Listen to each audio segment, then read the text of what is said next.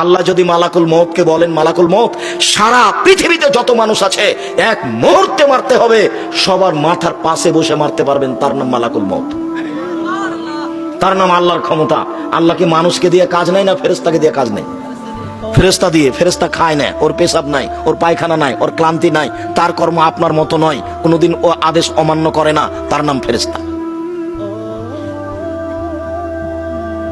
তার গতি, তার চলন আমার আপনার মতো নয়। কবরের ব্যক্তি যদি উত্তর দিতে না পারে, কবরের ব্যক্তি যদি উত্তর দিতে না পারে তাহলে তাকে মারে। আল্লাহ রাসূল বলছেন ইয়াজরিবু জারবাতান, এমন মায়ের দেই, মায়ের কারণে এসে হোসাই হাতান, সে বাপরে মারে করে চিৎকার করে, ইসমু মা বাইনাল মাশরিক ওয়াল মাগরিব ইল্লা সাকালান, সারা পৃথিবীর জীবজন্তু কীট পতঙ্গ পদার্থ জড় পদার্থ সব তার বাপরে মারে করে চিৎকার শুনতে পাচ্ছে, মানুষ এবং জিন শুনতে পায় না।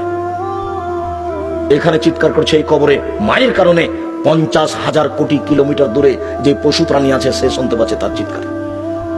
আপনাকে আমি বুঝাতে পারবো কত জোরে মারছে? আমারও শুনতে পায় না, ওর কান বধির, চোখে দেখে না কোথায় মারছে, কানেও শুনে না কিভাবে চিল্লাচ্ছে। এ কথা মুহাম্মদ সাল্লাল্লাহু আলাইহি সাল্লাম বলে। যার কারণে রাসূল সাল্লাল্লাহু আলাইহি সাল্লাম বলেছেন মারাইতু মানজারান কাতাল কাবর আবজামিন হো, আমার জীবনে দেখিনি কোনো দৃশ্য যেটা কবরের চেয়ে আশ্চর্য হতে পারে। এটা আল্লাহর কাজ, এটা ফেরেশতা দিয়ে তিনি করেন। আপনি কি আল্লাহর কাজকে নিজের মতো কখনো ভাববেন না।